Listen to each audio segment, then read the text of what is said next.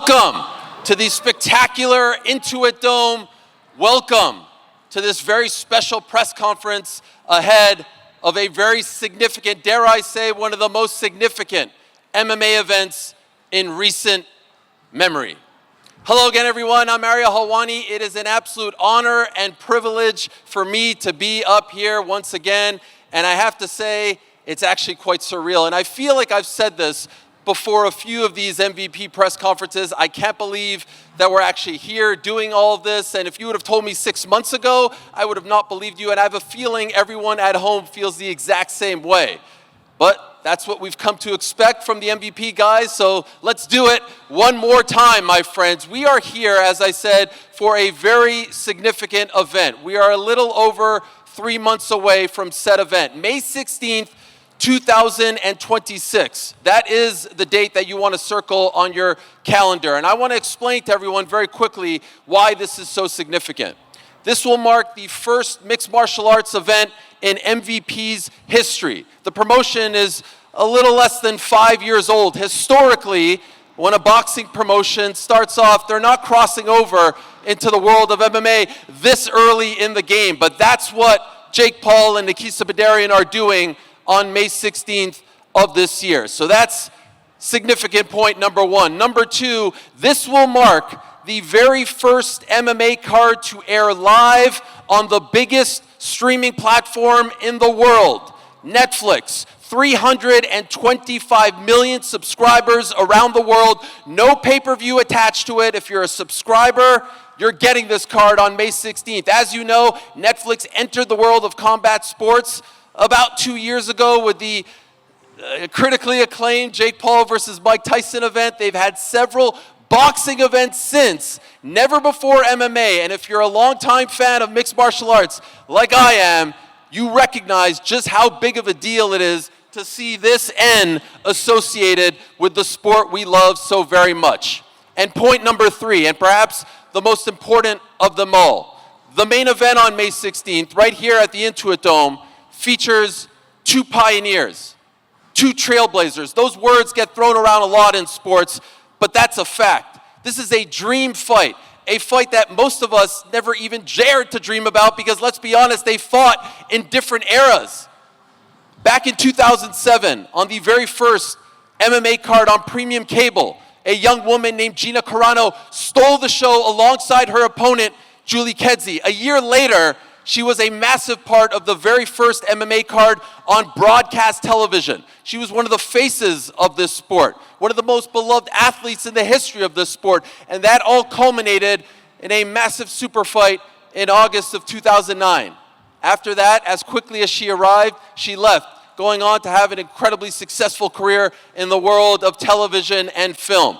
Shortly thereafter, an Olympic bronze medalist named Ronda Rousey came along and took that baton and took the sport and women's MMA to a whole other level. She was a part of the very first women's MMA fight in UFC history, not too far from here in Anaheim, California. That was back in February of 2013.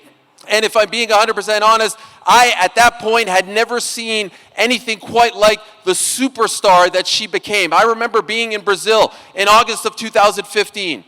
And seeing young women cry at the sight of her. It was akin to the Beatles, I kid you not. And then, of course, in 2016, she left the sport, had a great career in the world of professional wrestling, and now here she is back. Who would have thought in the year 2026 we'd be talking about these two megastars, these two pioneers going toe-to-toe in a 5-round professional bout being contested at 145 pounds. It is all going down, like I said, on May 16th of this year, 2026. Tickets are on sale right now over at Ticketmaster.com. You want to be here in this great venue, one of the biggest events to be held in this venue so far. I know it's new, but this is going to be a massive deal, and if you're not able to come, check us out on Netflix. We're going to talk to all the particulars, those two ladies that I just mentioned, plus two men who were just added to the card. More fights are going to be added, fear not. But first, I think I need some muscle up here, so let us welcome the MVP event models. We've got Hafa and Delia here to back me up in case anything gets a little too crazy. We need some support, dare I say. Bom dia. Thank you, guys. All right. As I said, it's not just about the two women. We've got another big fight on this card. It was just announced about 24 hours ago. Everyone talking about it since. We're going to get a chance to talk to the two men who have just been added to this card, two very big men. First, let us say hello to the pride of Brazil, the 2018 PFL tournament champion. He then went over to the UFC, was on a 4-fight winning streak, and then crossed over and has not fought since. We have not seen him since 2024, but he is now back taking on a massive, massive challenge in the form of his opponent. Curious as to why he's taking this, how this all came about. Let us say hello. Please give a warm Inglewood welcome to the one and only Philipe Lins.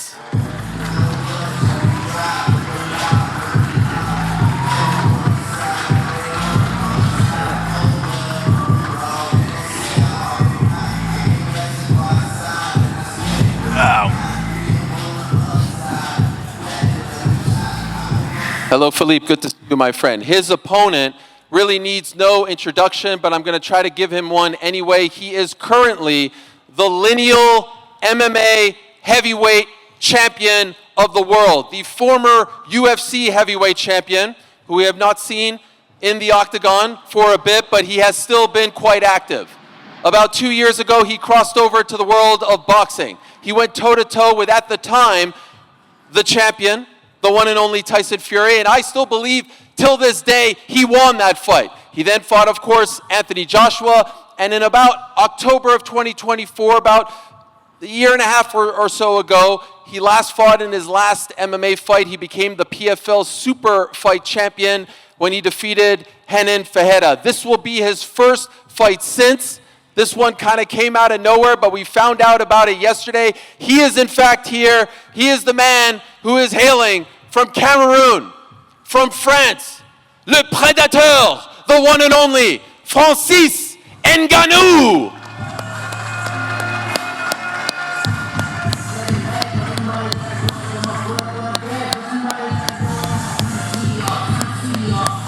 Thank you, guys.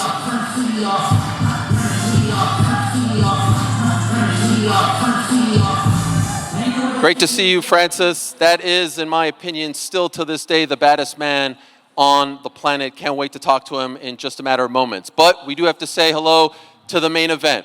And let's say hello to one half of the main event. We last saw her compete in a pro MMA fight back in 2009. I'll be honest, one of my favorite fighters of all time. And then she left and went on to a great career in the world of TV and Hollywood. But she is now here. She is back. It is actually happening. As I said, brought women's MMA to premium cable, brought women's MMA to broadcast television. At one time, one of the biggest stars in the history of this sport, regardless of gender. Please welcome back to mixed martial arts, the inimitable, the legend, the pioneer, the trailblazer, the one and only Gina Conviction Carano!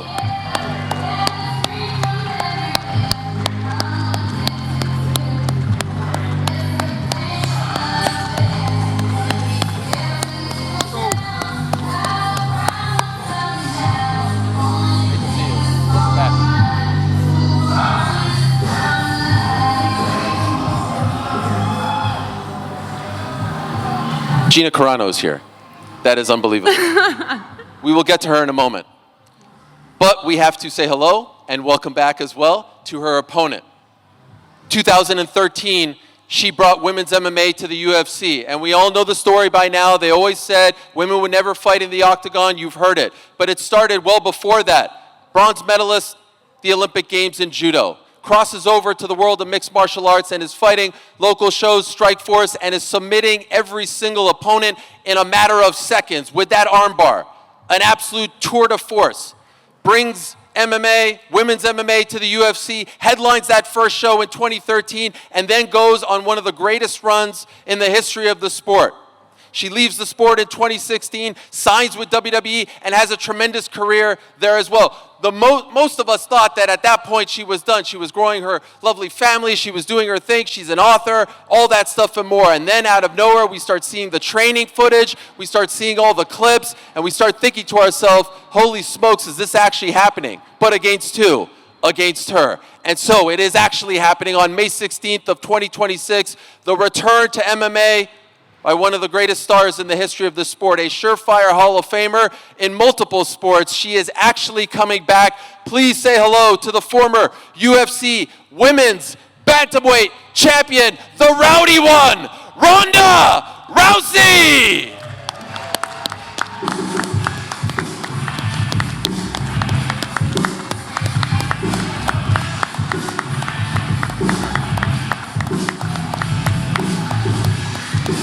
Great to see you, Ronda. Okay, how about this? Again, who could have predicted all of this just a few short months ago? I can't wait to get into it. And I do want to let the media in attendance know that we'll be fielding questions from all of you, so have no fear. You will get your chance as well. I would love to start with Gina. Oh, what? Okay. You deserve it. You deserve it. Okay. You were here first. Welcome back. Nice It's so to great to see see you you. again. It's Thank really you. great to see you. Can I ask you why? Why are you coming back? What's the motivation?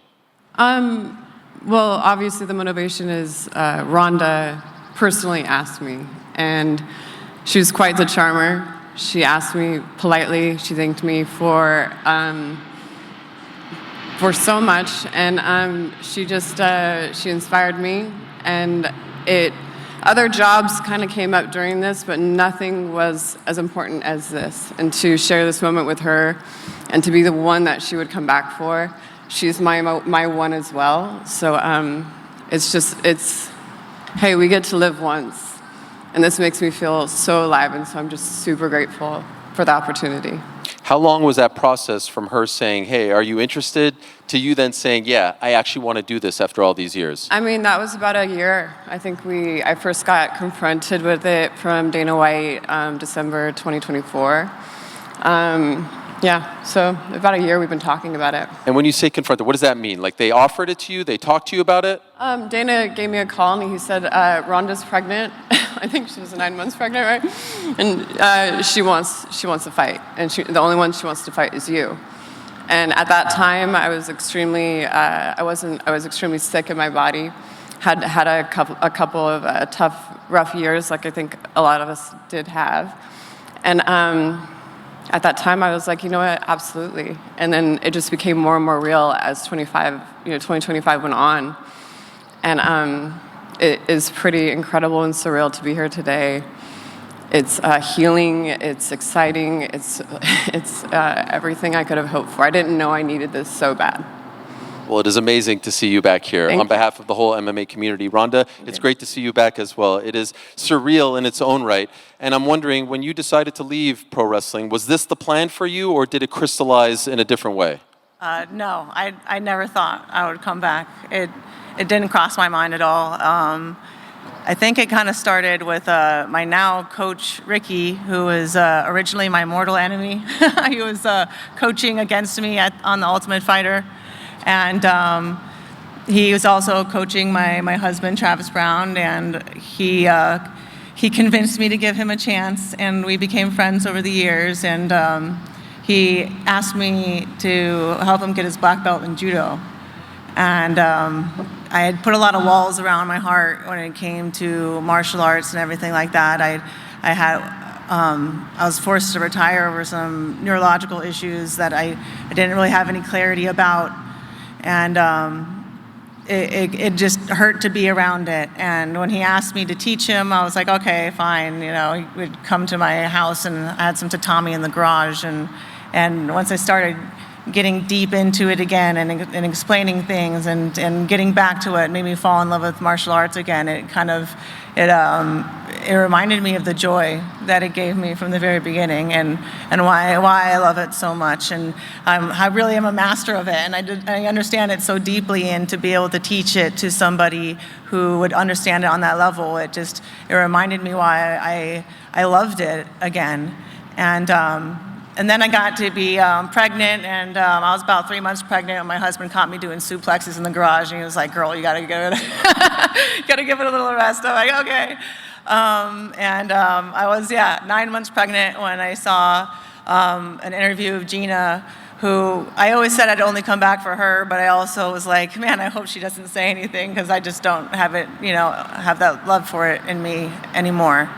But once I found that love again and I saw her not doing well, I was like, you know what? We both need to reclaim our bodily identity together, rewrite our own endings together. And so then I reached out to her, and it's been such a journey to get here, and so many obstacles, and so many people tried to get in between us and to insert their own agenda. And we went from barely knowing each other and respecting each other to being like, you know what? We're going to fight each other. I told her I will train you to fight me if I have to. Luckily, I didn't have to do that. But yeah, we went from, because of this, I had to get her number and talk to her. Because of this, I had to meet up with her and find a way to make the contract work out. And I thought it was just about me and, finding my love for the sport, and just about her, getting back to finding that fire and that light in her eyes that we all fell in love with. But it's become much more than that. Now it's become about changing the entire landscape of the sport, and challenging the monolith that the UFC has become. And I mean, of course, I just wanted to do something fun, and I ended up having to change the world. But you know what? Like that's the way that we do it. And I'm so happy that we're here, and I'm so grateful that Gina trusted me. When it wasn't going to work out with the UFC, I told her, I was like, we can do this on our own. We don't need them. We don't need anyone. And she said, I'm going to follow your lead. I'm going to trust you. And that's what led us to MVP and to Netflix and to us sitting here in front of the Intuit Dome about to put on the most viewed MMA fight of all time. Thank you for that. Could I ask, why did it not work out with the UFC? You were so synonymous with the UFC for so long, and so to see you associated with another MMA brand at this point is surreal in its own right. And so could you tell us why it did not work out and why you feel the way you feel about the landscape? Well, I knew that we could promote this on our own and probably be the most lucrative way to go about it for us, but I have such love and respect for Dana that I wanted to bring this to him first. And I said, I know I can do this on my own, but I would rather fight for you than to fight for me. Just make it make sense for me. And originally we were going to do it New Year's, and it was going to be under the last fight under the pay-per-view model, and he offered me the best pay-per-view structure ever, and I was so grateful. But then, Gina said she needed more time to get in the best shape possible, and that she wanted me to fight the best version of herself.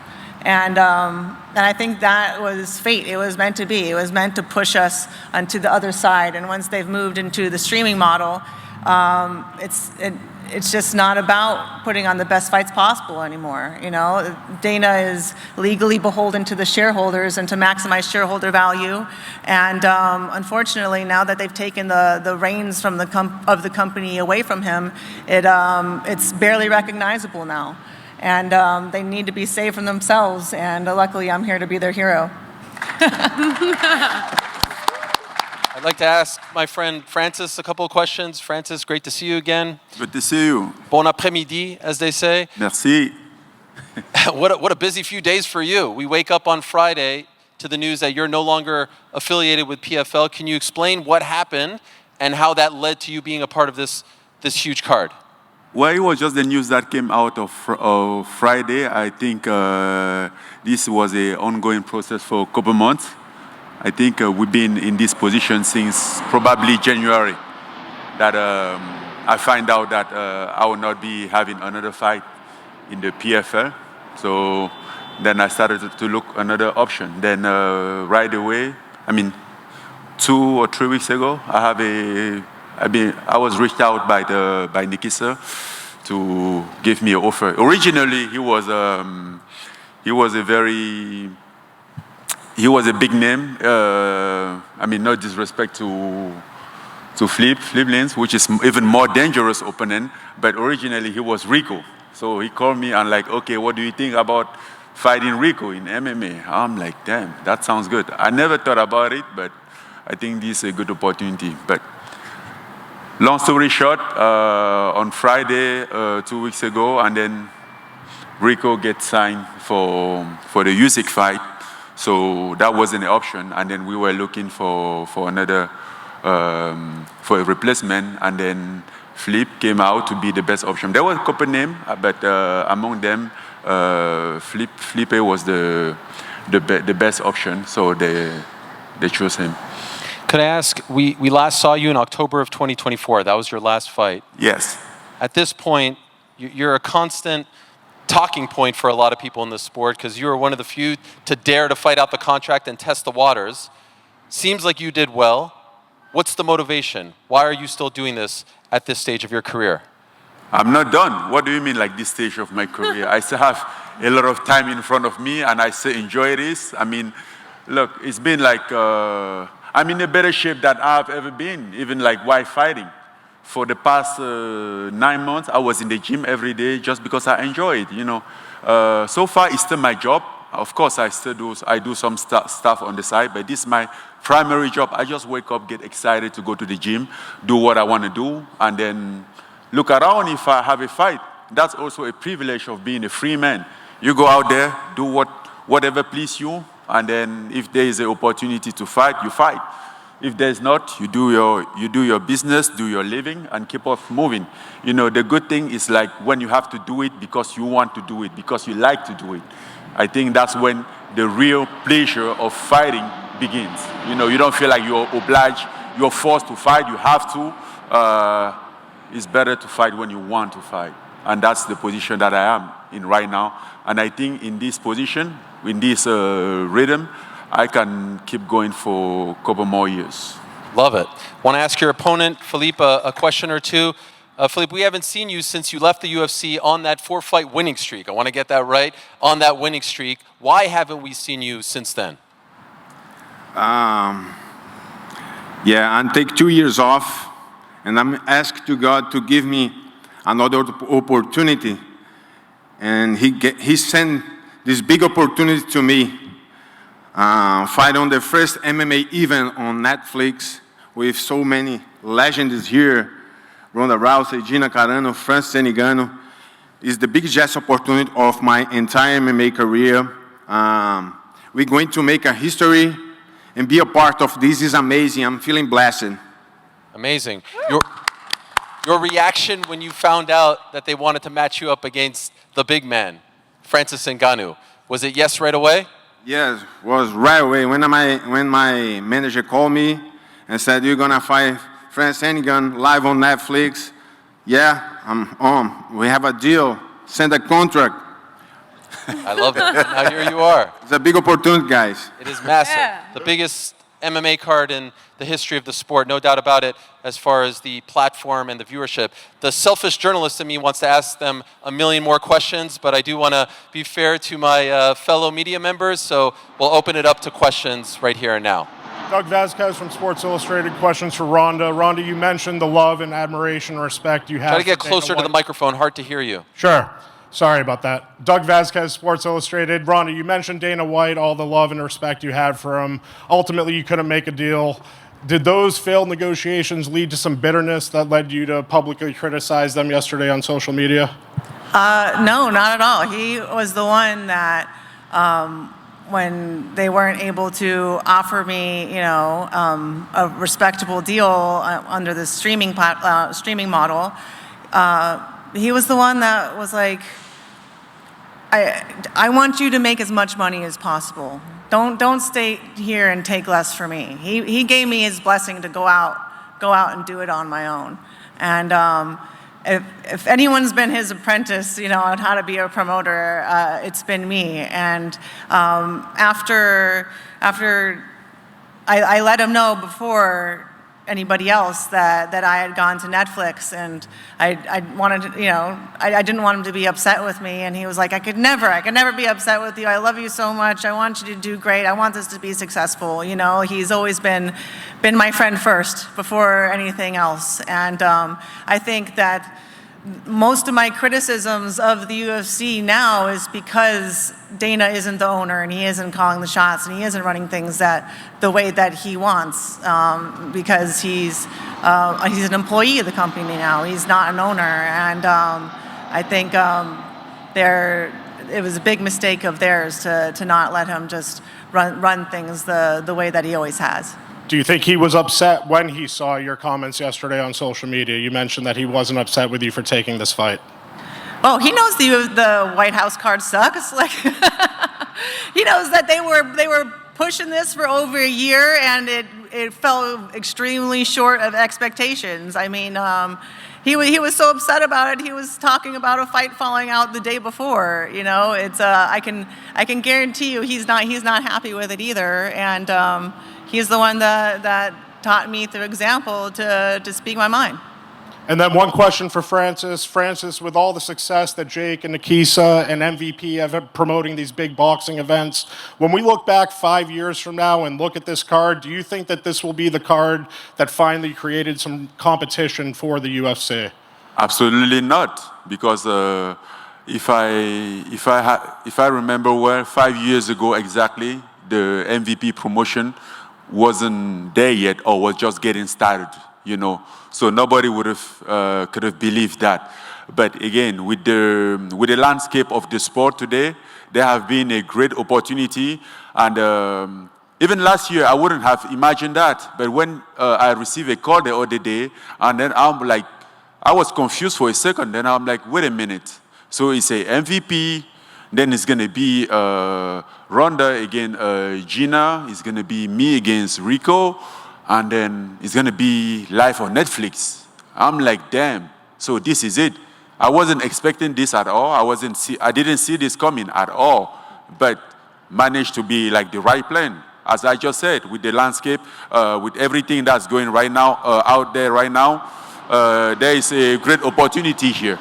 And I think so many other fighters should be looking at those opportunities, not get stuck. Because at the end of the day, we are independent contractor. We are not employed. We are not working for anybody. We sign contract. We fight. We move on. We fight. We move on. That's it. That's the deal. That's what called independent contractor. We have no guarantee. If we don't fight, we don't get paid. And then we shouldn't be or be entitled by anybody, so-called promoter. Thank you very much. Yes, sir. Jorge Alonso, BroBible.com. This is for Gina. Gina, back in 2009, you fought Cyborg. That was the biggest women's fight in history. Now, 2026, this is going to be the biggest fight in women's history. What are your emotions? What are your thoughts? It's interesting. When I was fighting back in 2009, I felt like I was surviving and trying. There was nobody in front of me to look at to be like, that's who I want to be like. So it was just breaking down barriers and seeing how far you could get. So it was not a plan to do what I did. But now there's a peace and there's a calm. Like, I feel like I should be here. I feel like I'm home. I'm around mixed martial artists who are some of the best people in the world.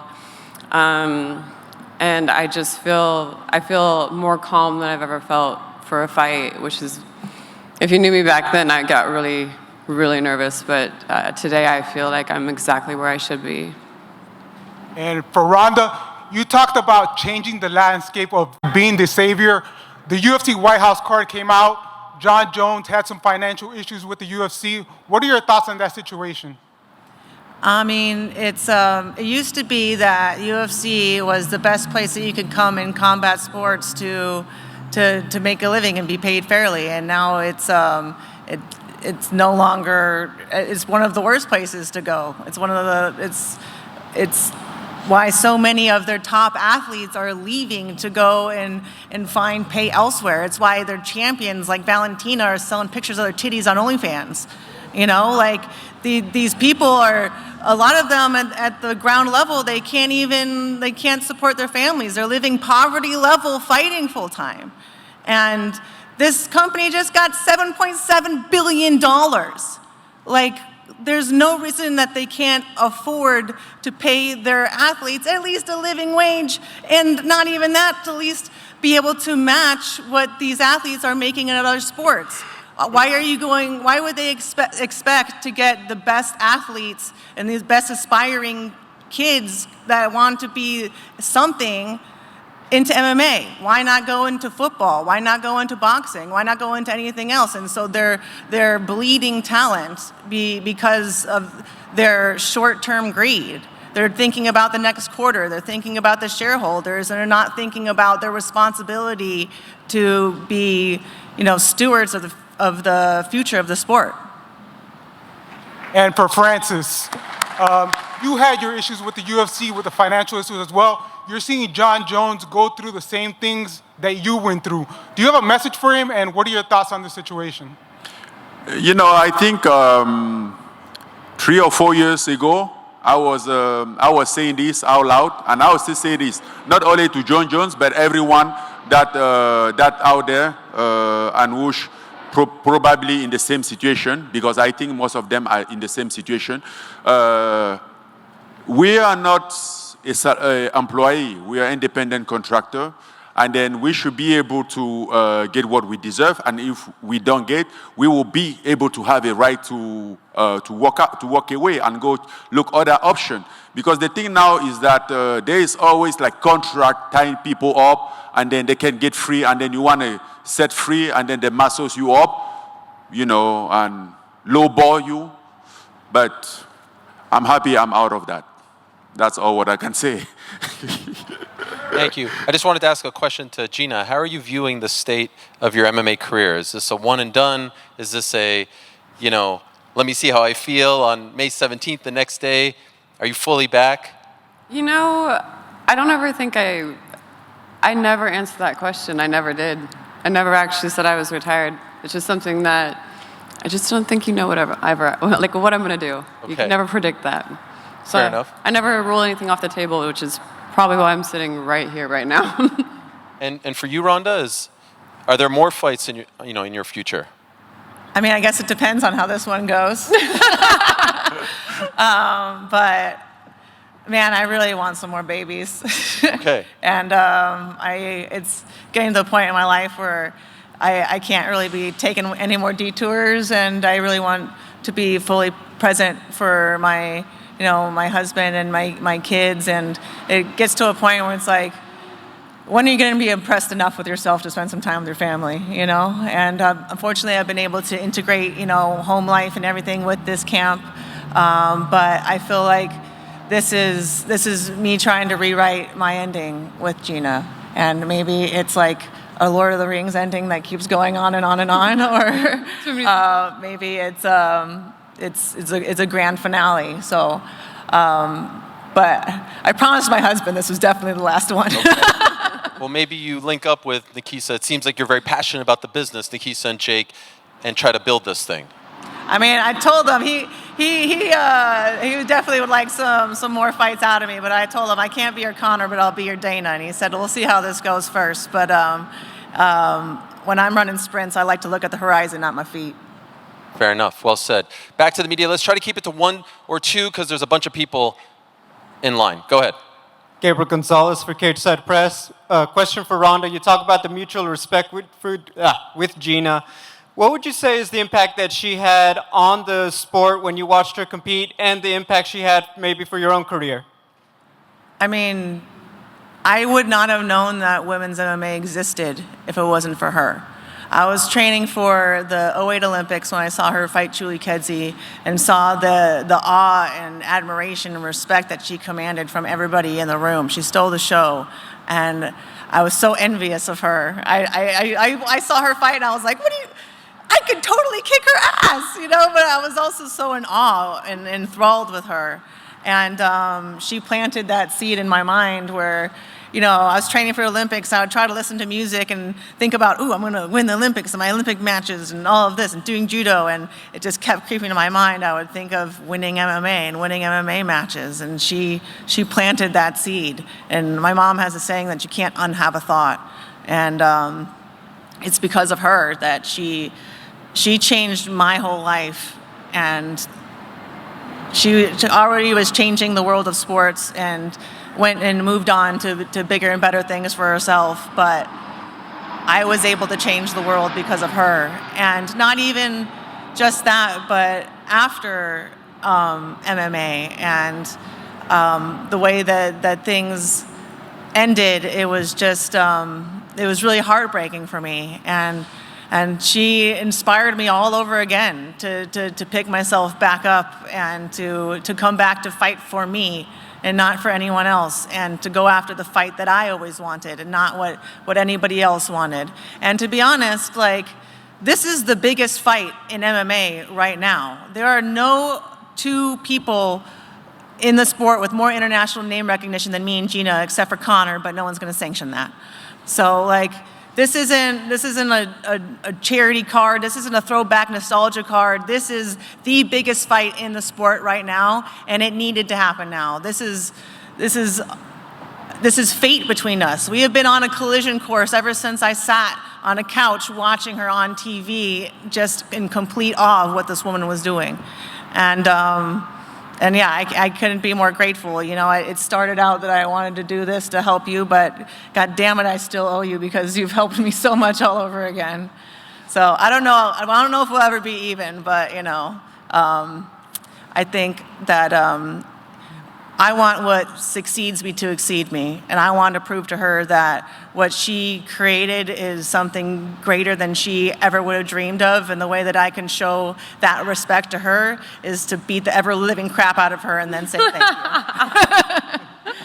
you. Same question to Gina. Obviously, you step away and you see Ronda, as Ariel said, take the baton and run with it. What impact do you feel she had on the sport, and maybe just for yourself, seeing her and what she did after you stepped away from MMA?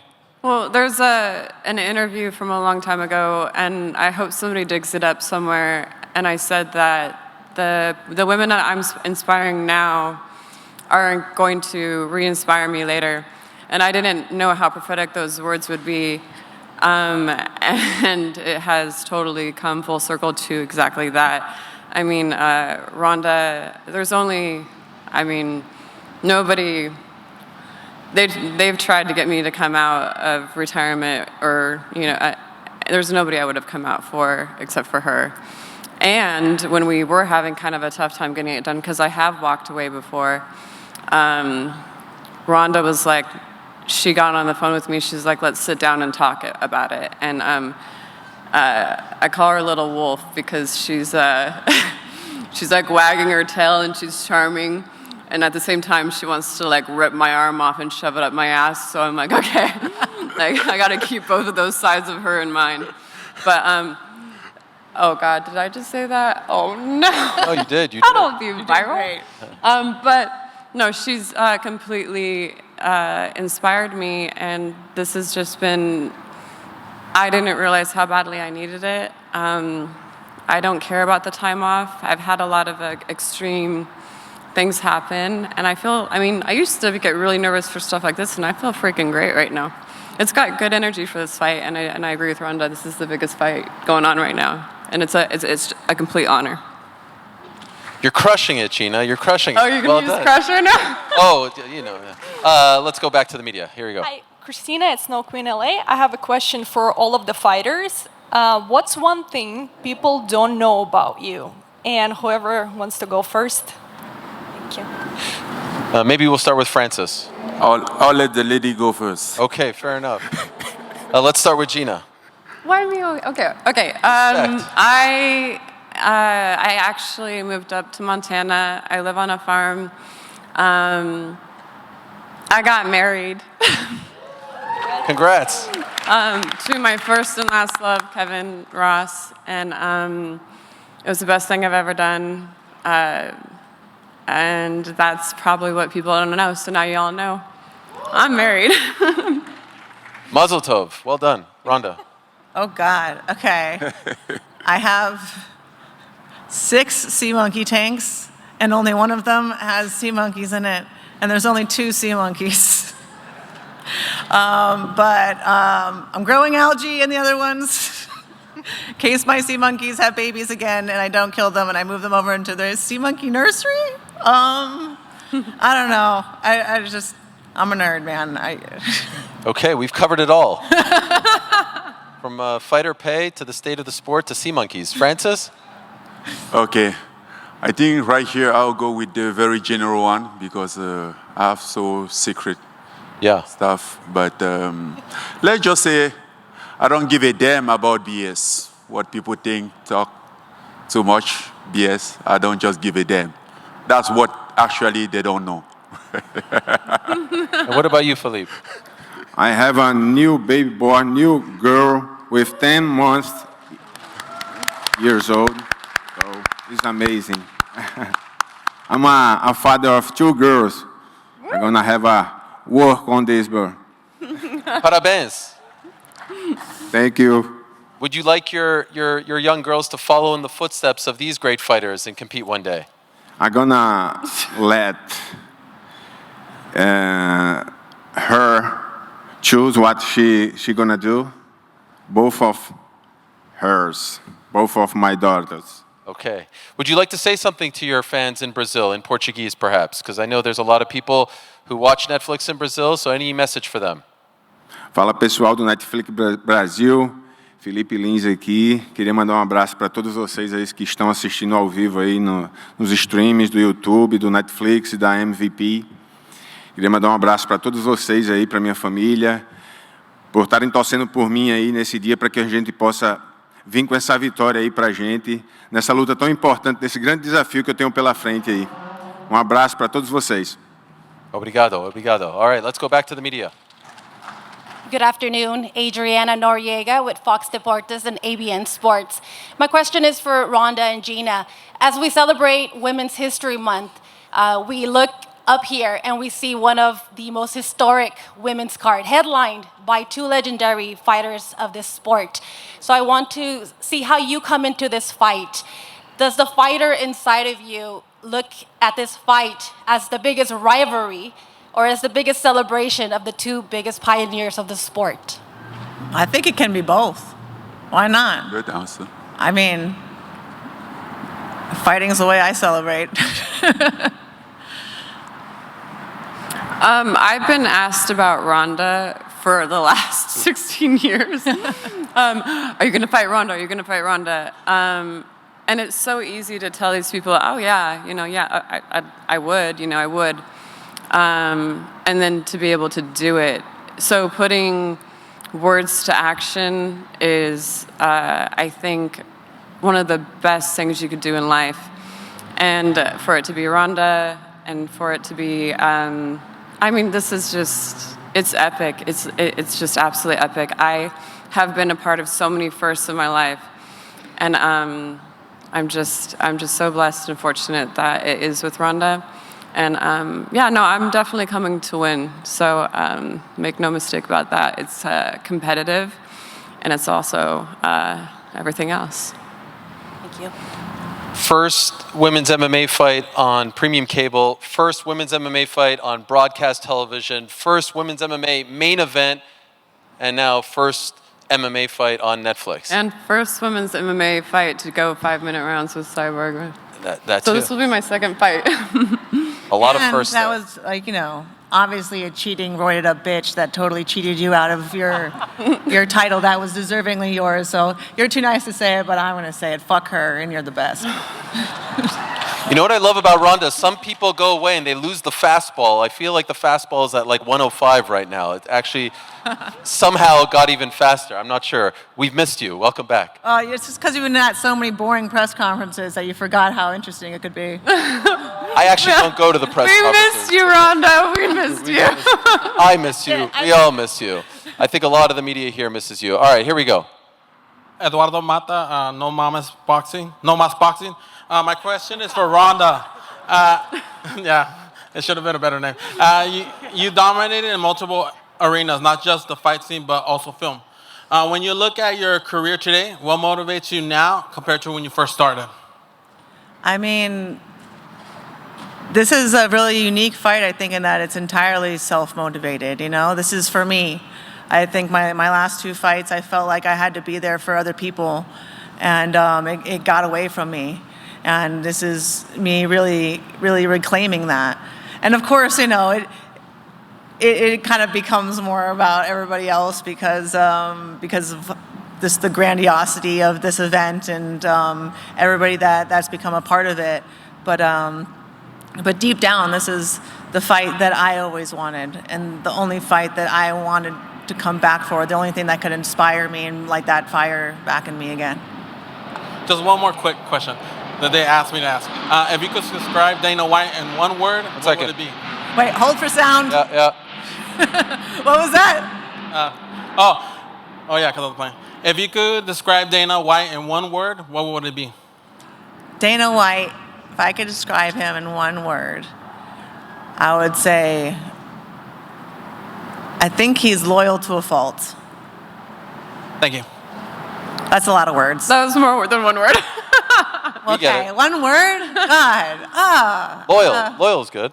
Loyal, yeah. More descriptive term is like, he's very loyal. Hi, Gilbert, Casuals MMA. Got 2 questions. Question for Francis. Not too long ago, there were rumblings that you were potentially going to fight the man over there, Jake Paul, in boxing. That fell through. But now that you're here at MVP, there's MMA.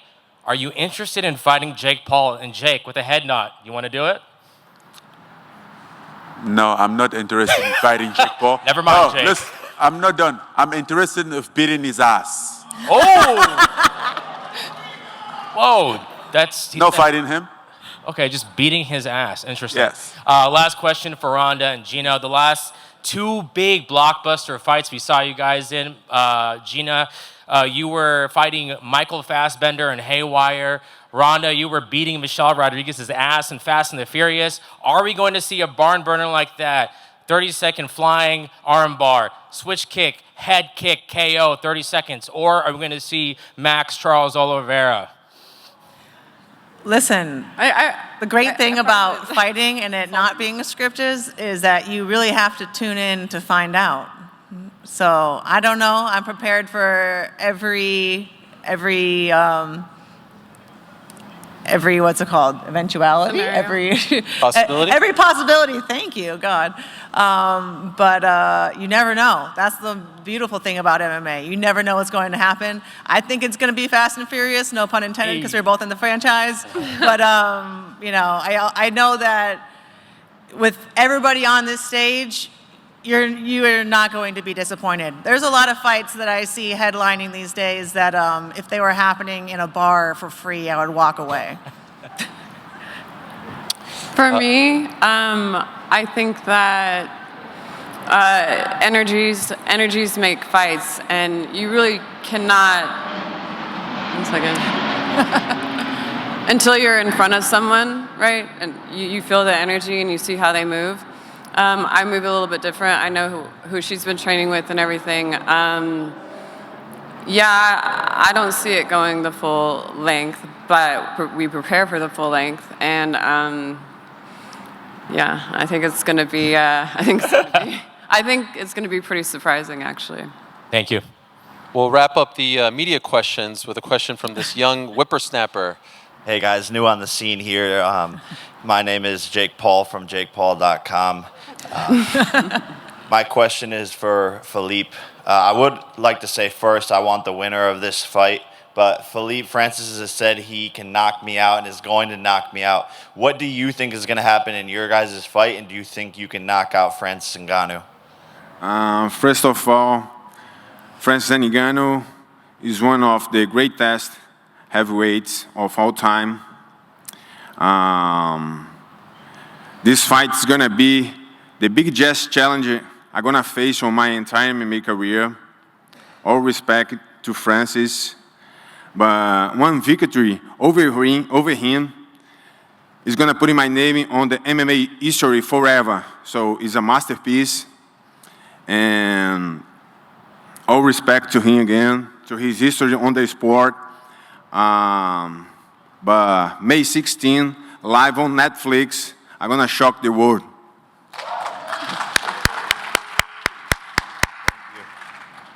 Did you have another one? Yeah, and Francis, how do you think the fight is gonna go? Well, I think I'll win. You know, again, it brings more challenge than what originally supposed to be. But I think I have the tool to answer him because he have a good ground game. We watched his last. I went back and watched his last fight, even at the UFC, who was just a win, and then his last fight was a win. So he proved to be very well-rounded. So I don't know. Whatever comes to me as an opportunity, I'll take him. If he gives me his neck, I don't know, his hand or something, I'll just grab it and finish the fight. Thank you, guys. By the way, Jake, do you share that sentiment? Do you want to fight him? He said he wants to beat your ass. Yeah, no, I mean, I'm down. I've always been down. You were the option before Anthony Joshua, and you ran like a duck. And I bet you didn't think I would last longer than you did with Anthony either. So you just know that you get worked in boxing, and I would love to see it someday. No, I think you were just being a small boy, like not understanding, being a little disrespectful, and that's why I want to kick your ass now. I really didn't want to fight you, but now I want to beat you. So there's a difference. Let's do it. And that's why I hold the statement that I want to just beat you up. Hey, Philippe, I got you. And could I ask, since you're here, I mean, for you, as a longtime MMA fan, Jake, to put together a fight like this, I know you and your brother have been watching MMA for many years. When they were coming onto the scene, you were watching. I believe you said that you did a little bit of judo because you were inspired by Ronda. To see it all come to fruition like this on a platform like this, on Netflix, personally, for all the things you've done, what does this mean to you? Yeah, it's very surreal, and this is the MVP way. You know, just 4.5 years into building this company with Nikisa, and we're doing the first ever MMA event live on Netflix with MMA legends, and their future is looking very bright. The MMA is in a weird position right now, and it's the Wild West, and I believe we have a massive opportunity here to disrupt the whole space and to put fighters first, get them the pay that they deserve, the platform that they deserve, because I believe the UFC is dying and MVP is here to take over. Thank you, Jake. Appreciate it. Thank you. All right, in a matter of moments, we're going to wrap up this press conference, have face-offs as well. I'd like to just say my takeaway is I think when we heard you speak, when this came out, when we heard you speak a little bit, Gina, I think some people thought like, oh, you guys are friends, that this will be a fun little nostalgic fight. I feel the fire radiating out of you, and I feel like you're coming to beat her despite the fact that you respect her. And I feel it from you. I feel the motivation. I feel it piercing through my soul as I'm looking at you right now. You seem so motivated to be back. I feel like this is what people wanted to see. So it's just amazing to see the two of you up here in this form, in this spirit, in this mood.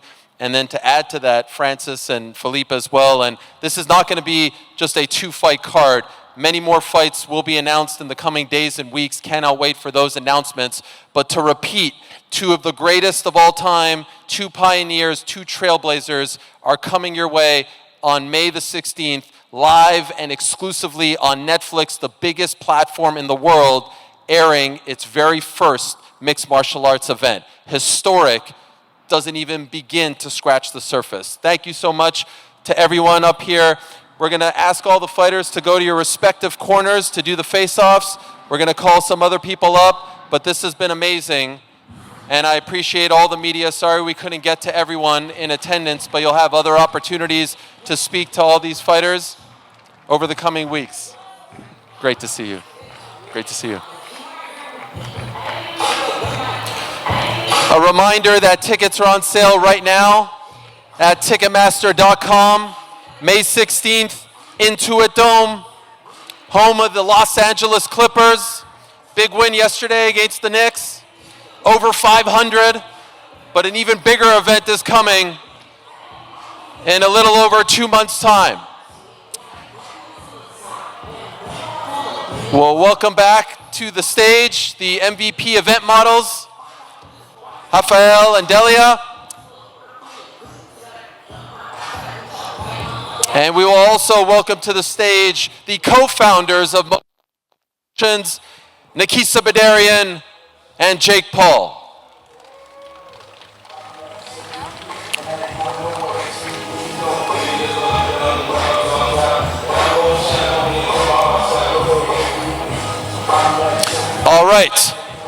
First to the stage, the PFL tournament champion from 2018, UFC veteran, the pride of Brazil, Philipe Lins.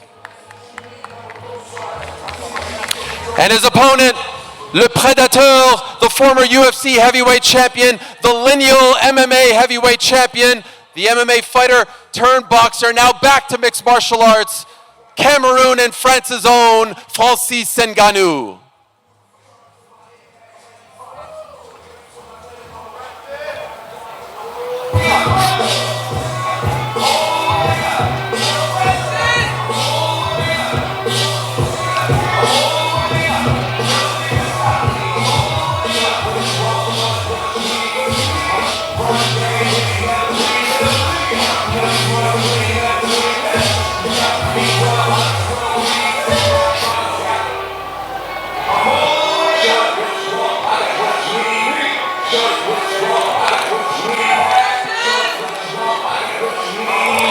The latest addition to this card, Francis Ngannou against Philipe Lins. And now, for the first time in front of the public, two trailblazers, two pioneers. Please welcome back the one and only Gina Carano and Ronda Rousey.